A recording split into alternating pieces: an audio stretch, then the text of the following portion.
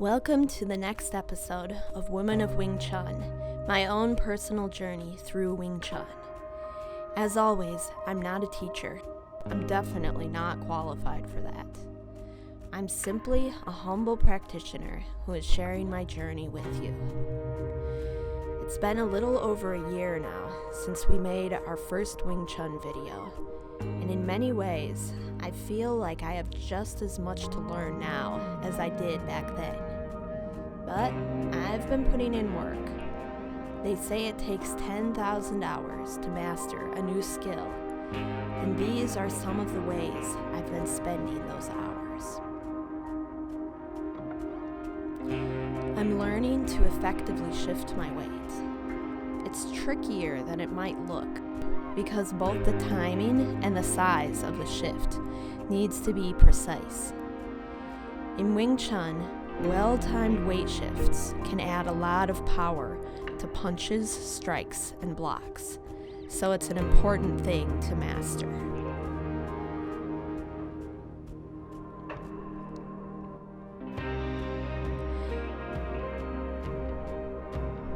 I'm also working on always being conscious of my center line, even when I'm moving. Not only does protecting the center line protect your vital organs, staying conscious of it also helps you find the quickest and most efficient way to attack and defend against your opponent. Of course, I'm also drilling the open hand forms, Silum Tao and Chum Kyu. With the other forms, they create the base for Wing Chun. I'll start learning the third form, Bu Ji, after I've gotten better at Chum Kyu.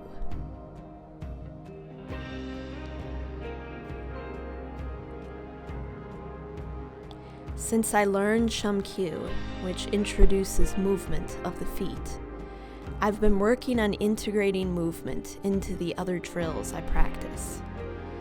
I'm learning how to make moving across the floor and around an opponent start to feel natural.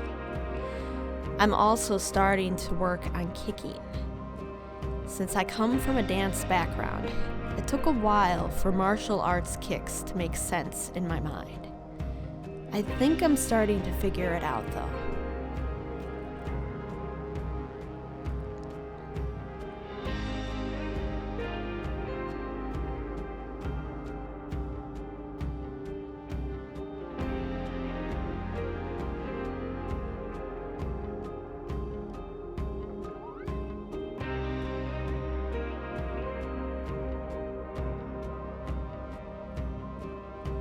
Finally, I've started working on drills for the wood dummy.